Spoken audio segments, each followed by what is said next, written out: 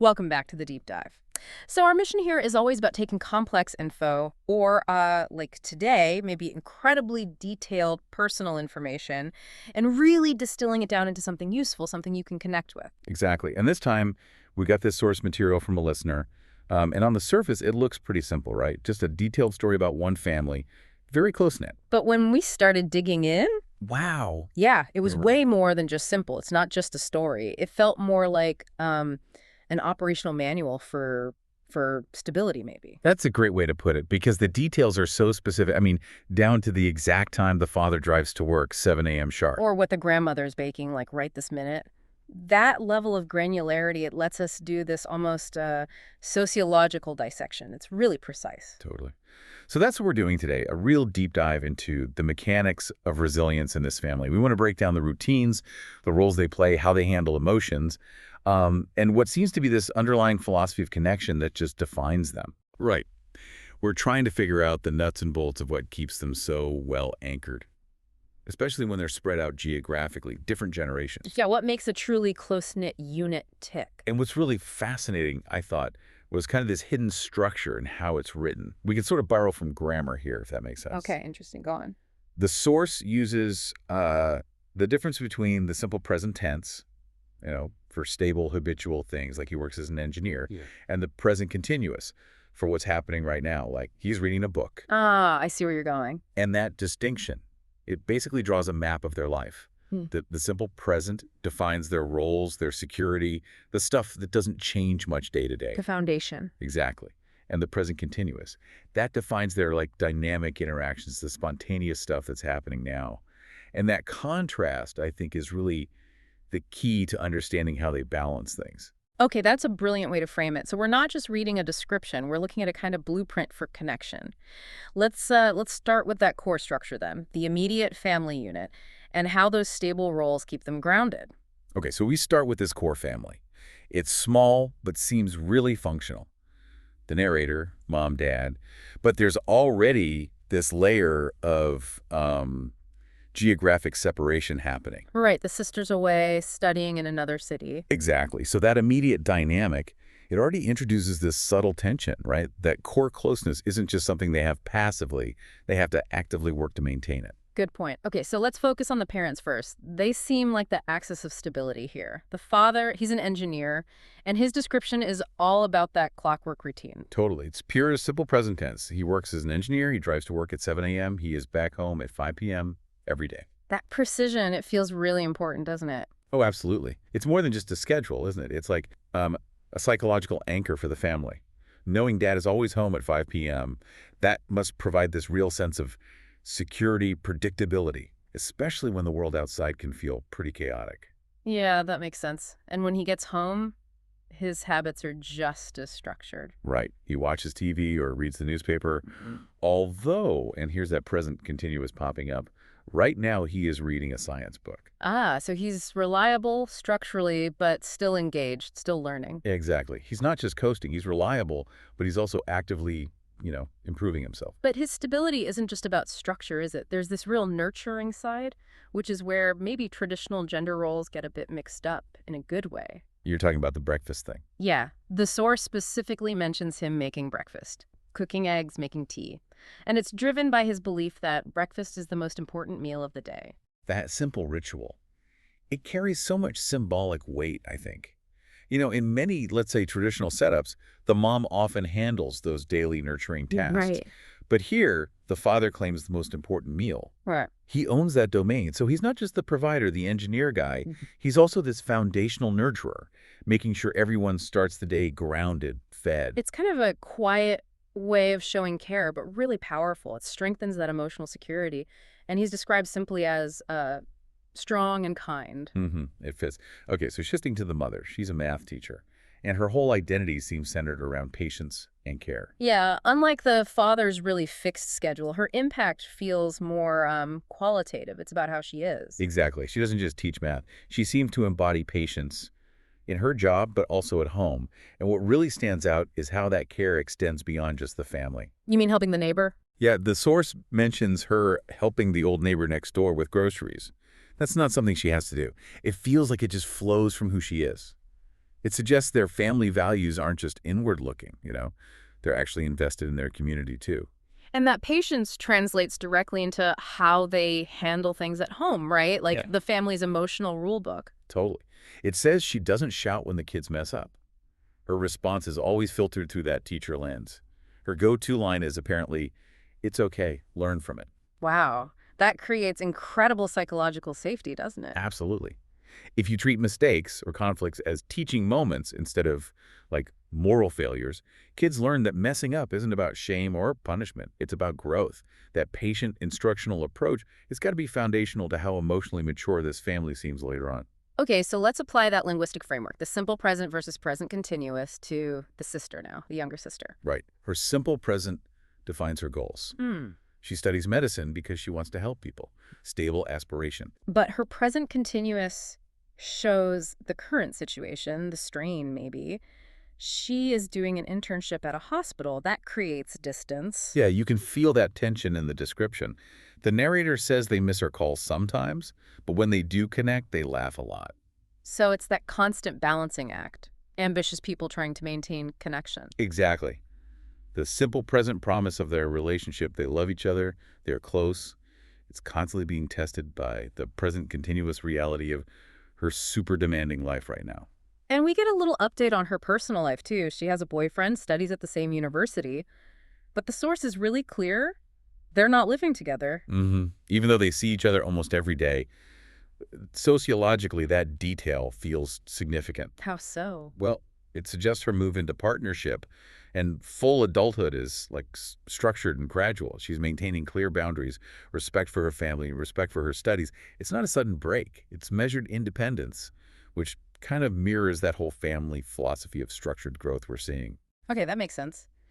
This careful approach to relationships seems to lead right into their core emotional idea, balancing love and conflict.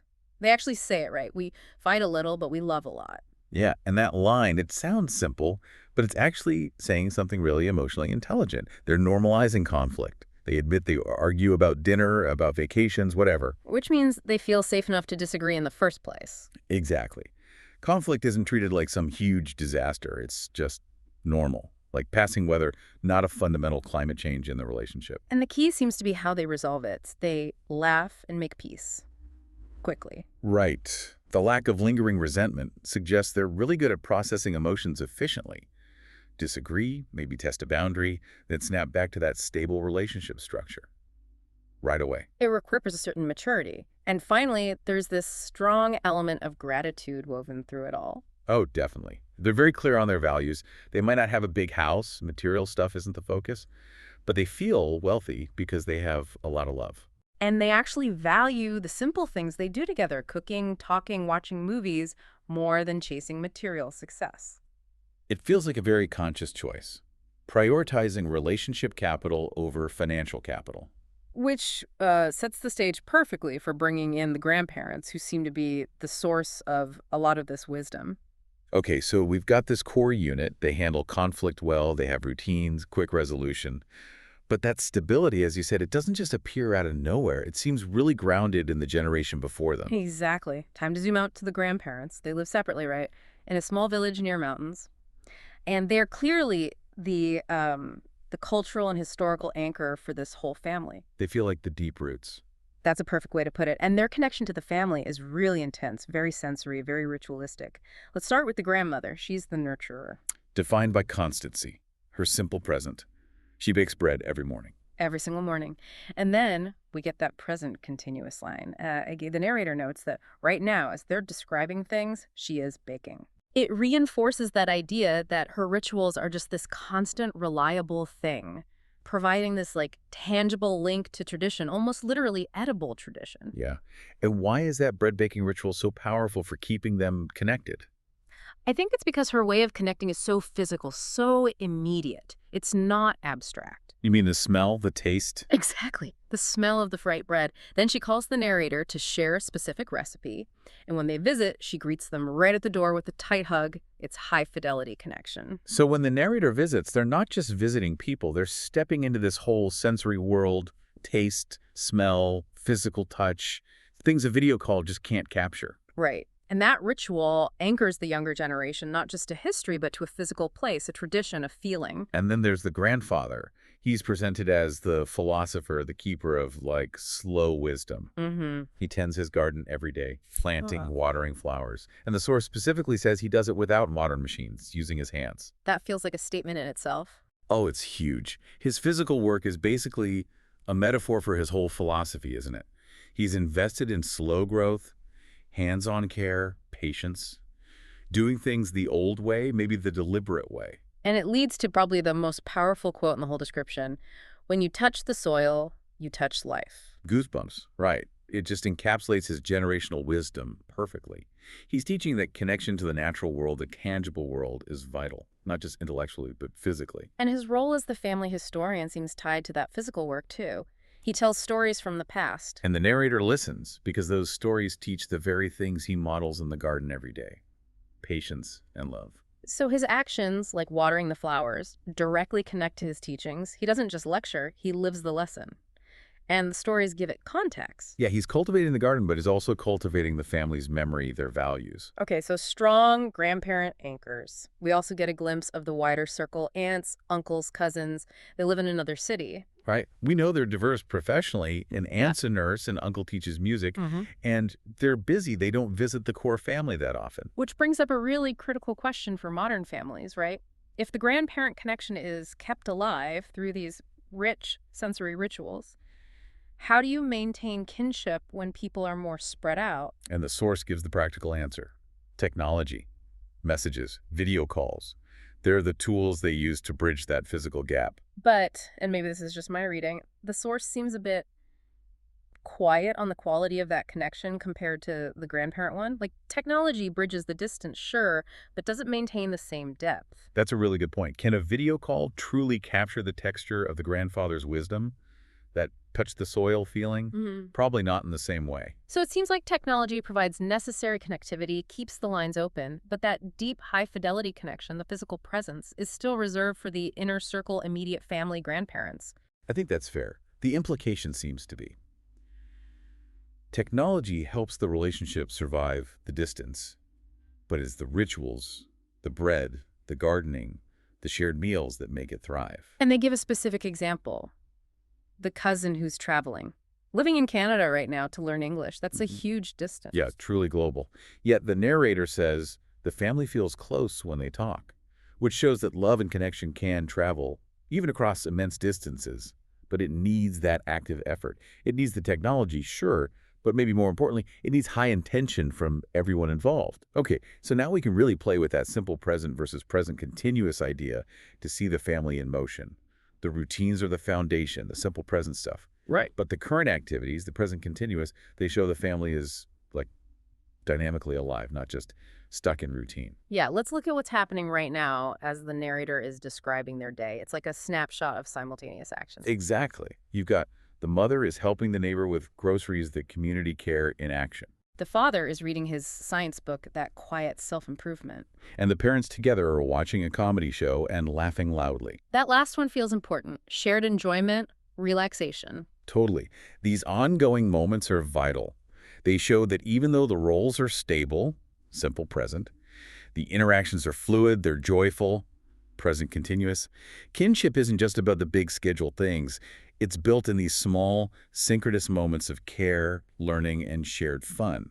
That laughter is key. It suggests pleasure, emotional release. Good stuff for relationship longevity. So beyond that daily flow, the real anchors seem to be the structured weekend activities. These aren't just random. They feel deliberately designed to reinforce connection. Definitely. Saturdays are all about cooking together. And it's not just, let's make lunch. It's this ritualized division of labor. Right. The father cuts the vegetables, the mother makes the soup, the narrator bakes something sweet. Everyone has a specific role. It promotes teamwork, ownership. Everyone contributes something vital to the shared meal, the shared nourishment. And it feels like more than just efficiency. It's like a statement about interdependence. And then afterwards, they watch old movies. And laugh at shared memories. So it links the collaborative effort, the cooking, directly to the emotional payoff, nostalgia, shared joy. It's a really smart loop. But maybe the most sophisticated piece is the Sunday schedule, the visit to the The grandparents. pilgrimage, yeah. Yeah. They bring specific things: fruit, bread, Uh, tokens of appreciation. yeah. But the really fascinating part is the unwritten rule about what they talk about. This is that high-level emotional regulation again, isn't it? They specifically avoid talking about money or problems. Right. They talk only about happy memories and jokes. Wow. That's deliberate. It's profound, I think. Yeah. They're essentially creating an emotional quarantine zone for that visit. Right. They recognize the purpose of Sunday is restoration, connection, not hashing out difficulties. So by proactively setting those boundaries, excluding stressful topics, they guarantee that time is purely nourishing. It protects the grandparents' emotional well-being and the whole family's positive memory bank. It's a really sophisticated act of collective care. Very intentional. Okay, let's dig into the big annual traditions now, the ones that really seem to cement their collective identity. First up, New Year's Eve. Right. They don't go out. They stay home, cook this huge dinner together. And again, the roles are defined, anticipated. Father cooks the chicken, mother makes the salad, narrator bakes the cake. It creates this comfortable familiarity, right? It's like a culinary map of the family structure again. Everyone contributing their specialty to the big communal celebration. And the vibe is just pure joy. Laughter, jokes, dancing, singing. It reinforces that core idea that the best celebrations are the internal ones, built on shared history and affection, not on, spending a lot of money or going somewhere fancy. Exactly. And the second major tradition is the summer visits to the grandparents' village. Which feels like an immersion course in the grandfather's philosophy. Totally. They stay at the house, not just visit for the day. They actively participate helping in the garden, picking fruit, eating outside. It's like a vital rerouting exercise each year. By helping in the garden, picking the fruit, the narrator's physically engaging with that lifestyle, internalizing the slow wisdom, the value of tangible work the grandfather embodies. And eating outside while listening to his stories just completes that cycle perfectly. Physical labor, shared nourishment, and then the transmission of history and values. So what on these traditions, the big takeaway? I think it's that they are the essential infrastructure of their collective memory. They're the fixed points on the calendar that remind the family who we are. They sustain that shared identity, that love, even when life throws curveballs, like the sister moving away, jobs getting stressful. Or the cousin going all the way to Canada. The traditions are like these reliable containers that hold their collective identities safe. Okay, so moving from the sort of external operations, the routines, the traditions, to the internal feelings. The source is pretty clear about the outcome of all this structure and love. The narrator says they feel happy, safe, and this felt key, not lonely. Right. Because that structural support system, the family, is just always there. It's reliable. But, as we've touched on, the narrative is also really honest about things not being perfect. That acknowledgement, no family is perfect, feels important. Vital. It grounds the whole thing in reality. Everyone makes mistakes. That's a simple present truth, a constant. And crucially, they learn to forgive. That commitment to active, learned forgiveness seems to be what defines their functional maturity. And we actually get insight into the narrator's own specific method for handling conflict, a learned coping mechanism. Yeah, this was fascinating. When they feel angry, they don't just react. They actively intervene in their own emotional process. Step 1, breathe.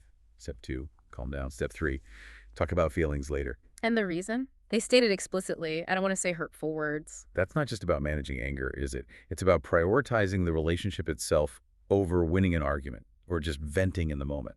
It feels like a direct result of the mother's teaching moment philosophy. They've internalized that idea. Anger or mistakes are temporary, but the damage from hurtful words, that can last. Exactly. And the narrative gives us this brilliant little case study of this in action, the argument with the sister. Right. The narrator felt sad and angry because the sister hadn't called for 2 weeks, which is understandable. But the resolution wasn't about waiting for an apology. No. This is where you see that advanced emotional labor. The narrator didn't just sit there stewing, waiting for the sister to call.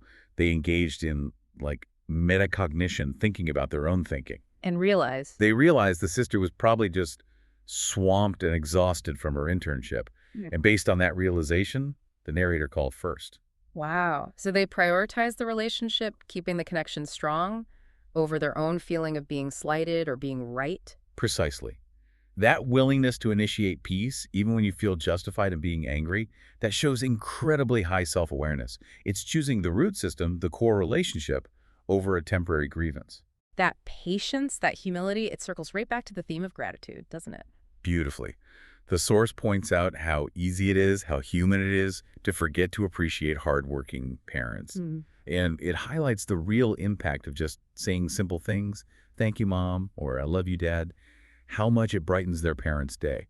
So the narrator's internal self-awareness connects directly to their outward expression of love and appreciation. It's all linked. hmm And all of this leads to this really powerful philosophical wrap-up where the definition of family itself gets expanded. Yeah, the narrator concludes that family isn't just about blood relatives. It's defined by connection, by care, by that shared feeling of safety and support. And that definition explicitly makes space for non-blood ties. Yeah. Friends, neighbors, like the one the mother helps, even teachers. It reframes kinship. It's not just a biological fact. It's a chosen commitment based on emotional investment and mutual support. Okay, let's spend a moment on that final, really profound piece of wisdom from the grandfather, the one he shared when he was ill. This feels like the absolute centerpiece of their philosophy. The tree metaphor. Yeah. Family is like a tree. You are one leaf, but you belong to the same root. And the timing is so crucial, isn't it? Delivered during an illness, a moment of crisis. It forces everyone to pause, think about what really matters, about mortality, perhaps. Absolutely. The leaf represents the individual, maybe success, appearance, daily hustle. But the root is the shared history, the unseen support system, the love that nourishes everything. So the metaphor is basically saying, stop just focusing on being a shiny leaf, chasing money, work, superficial stuff. Right. Shift the focus to maintaining the roots. Prioritize the love, the care, the shared connection. Because if the roots are strong, the individual leaves, the family members, they can weather anything. Storms, separations, illness. It's the ultimate statement, really. The shared foundation endures long after the individual leaves or branches change. And it feels like this family really lives by that. They use that philosophy to shape their traditions, their daily communication, everything we've talked about. Hashtag tag got us. Wow. That was a genuinely extraordinary deep dive. We really got into the operational blueprint, you could say, for functional kinship in this specific family. Yeah, we really broke it down. The stability from the father's routine, that vital flow of wisdom coming down from the grandparents. The role of technology, how it helps, but maybe doesn't replace presence for those distant ties, and those really strategic emotional roles, like the no problems on Sunday policy. And we pinpointed those learned skills that really elevate them, didn't we? That commitment to forgiving proactively, the self-awareness to reach out first, and consciously choosing the relationship route over personal ego or grievance. We touched on concepts that sound simple but are powerful in practice. Respect, forgive, support, argue constructively, tradition, and underpinning it all, love. These aren't just words on a page for them. They're the actions that fill their lives, both the routine moments and the spontaneous ones. So to leave you, our listener, with a final thought, building on that powerful tree metaphor from the grandfather. If the shared traditions, the routines, are the visible branches and leaves of your own family tree, and love is the sap feeding them, what unseen part of your root system might you be perhaps neglecting right now? What foundational memory or piece of wisdom passed down are you maybe relying on without even realizing it? What haven't you actively acknowledged or consciously tended to while you're busy being a productive leaf? Because tending to that root, acknowledging it, that's what ultimately secures the whole structure, isn't it? A really profound point to reflect on. Thank you so much for joining us for this deep dive into kinship, routine, and resilience. Yeah, thanks for listening. We'll catch you next time on The Deep Dive.